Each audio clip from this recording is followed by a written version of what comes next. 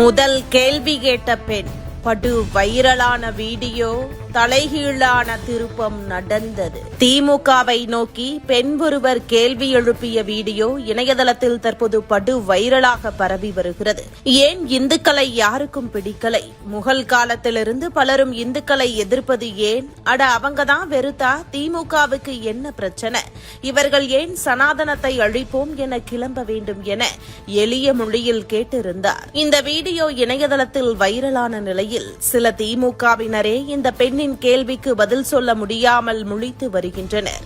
திமுகவின் கடந்த கால செயல்பாடுகள் பலவும் இன்றைய கால இளம் தலைமுறைக்கு தெரிய வாய்ப்பு இல்லை என திமுக தலைமை நினைத்திருந்தது.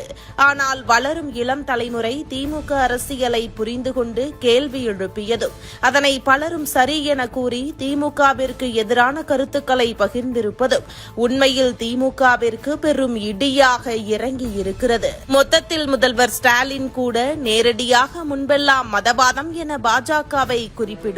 ஆனால் நேற்று அவரே மதுரைக்கு தேவை வளர்ச்சி அரசியலா, டேஸ் அரசியலா என நேரடியாக குறிப்பிட முடியாமல் பயந்து ஒதுங்கியதில் இருந்தே இந்த விஷயம் எந்த அளவுக்கு முக்கியத்துவம் பெற்றுள்ளது என்பதை நிரூபித்திருக்கிறது.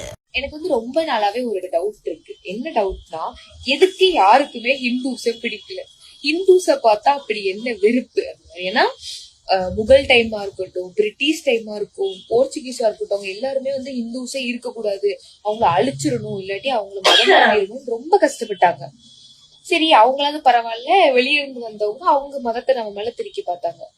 டிஎம்கேக்கு என்னடா பிரச்சனை? எனக்கு புரியல.